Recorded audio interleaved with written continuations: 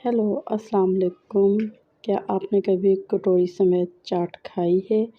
तो आज हम रमज़ान स्पेशल में मज़ेदार कटोरी चना चाट बना रहे हैं, जो कि बहुत ही मज़ेदार और लज़ीज़ होने वाली है। देखने में भी ज़बरदस्त लगेगी और खाने में तो बहुत ही मज़े की है।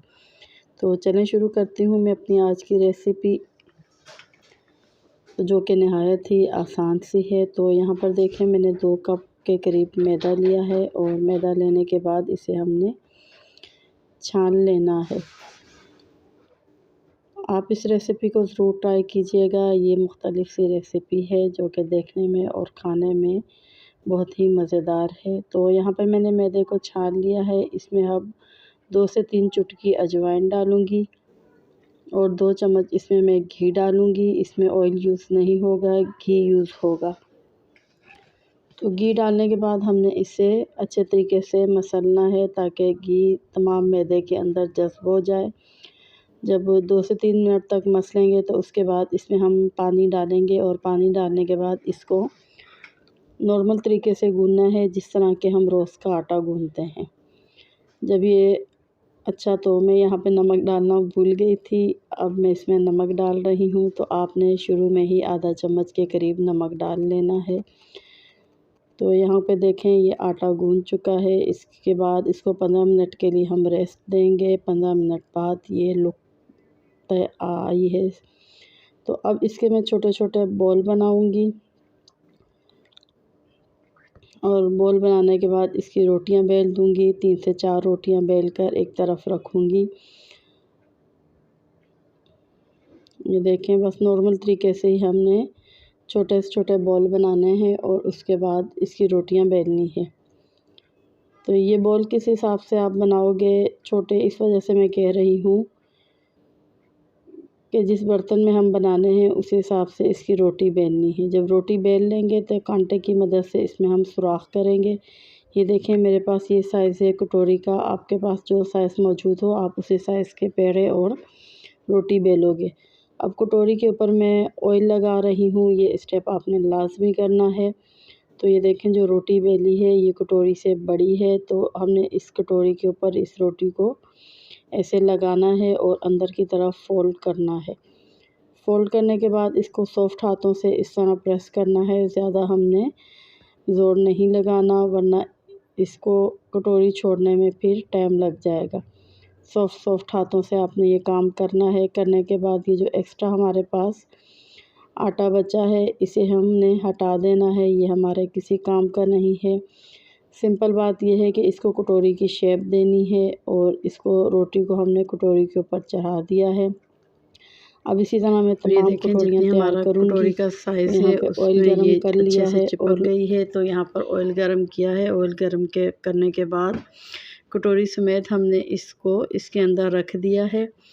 अब ये जैसे ही पकेगी तो इसके अंदर हमने सुराख किए हुए हैं, ऑयल इसके अंदर जाएगा। ये पकेगी तो ख़ुद ब खुद ही जो कटोरी है इससे अलहदा हो जाएगी। तो उस वक्त तक आपने इसे अलहदा नहीं करना जब तक कि ये ख़ुद ही से अलहदा ना हो जाए।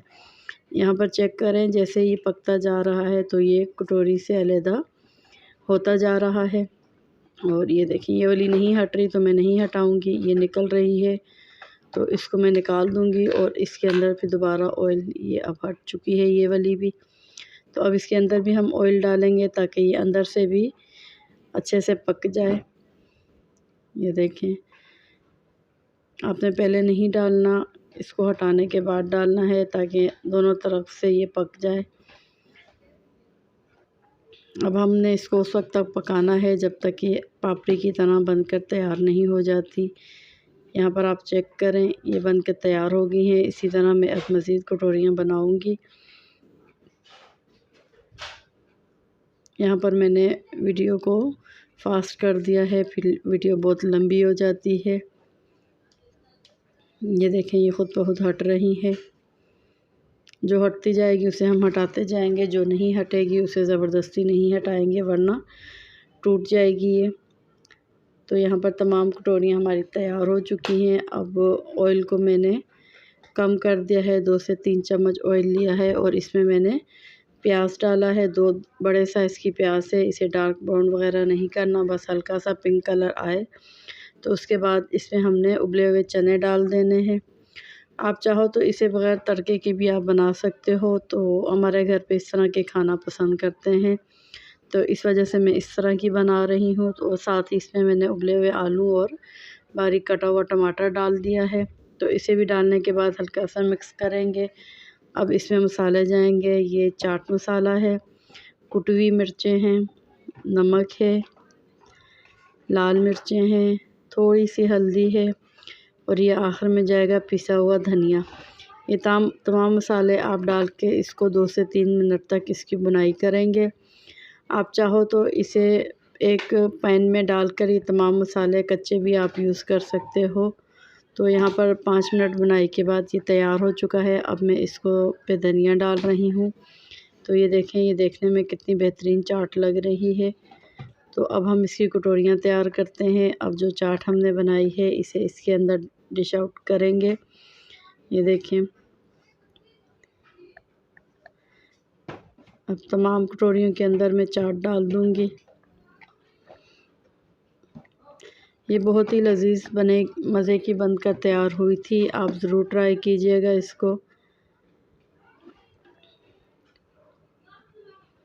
अब इसके ऊपर मज़ीद चीज़ें डालेंगे। ये उबले हुए आलू हैं, बारीक कटी हुई प्याज है, टमाटर है, ये पापड़ी है। तो ये सेव डाले हैं मैंने इसमें। एक तो मोटे दाल सेव होते हैं, ये पतले वाले हैं, तो इससे इसका मज़ा दुबाला हो जाएगा। अब इसमें मैंने केचप डाला है, साथ ही ये मीठा दही है। दही में 3 चम्मच चीनी डालकर मैंने रख दिया था और इसके अलावा इसमें खट्टी मीठी चटनी भी जाएगी और ये हरी ग्रीन चटनी भी जाएगी। ये देखें, ग्रीन चटनी भी बनाकर मैंने रेडी कर दी थी। इसमें धनिया, पुदीना, हरी मिर्चें और दही है। तो इसको बारीक पीस लेना है और यहाँ पर ये देखें, फ़ाइनल लुक देखने में ही कितने मज़े की बेहतरीन लग रही है। तो आपने लाज़मी इसको ट्राई करना है। मेरे कहने पर आप लोग इसे ट्राई करें, इंशाल्लाह आप सबको बहुत पसंद आएगी। और ये एक न्यू लुक है जो देखने में भी अच्छा लग रहा है और आपने इसको इस कटोरी के साथ ही खाना है। तो ये थी मेरी आज की रेसिपी। उम्मीद करती हूँ आपको पसंद आई होगी।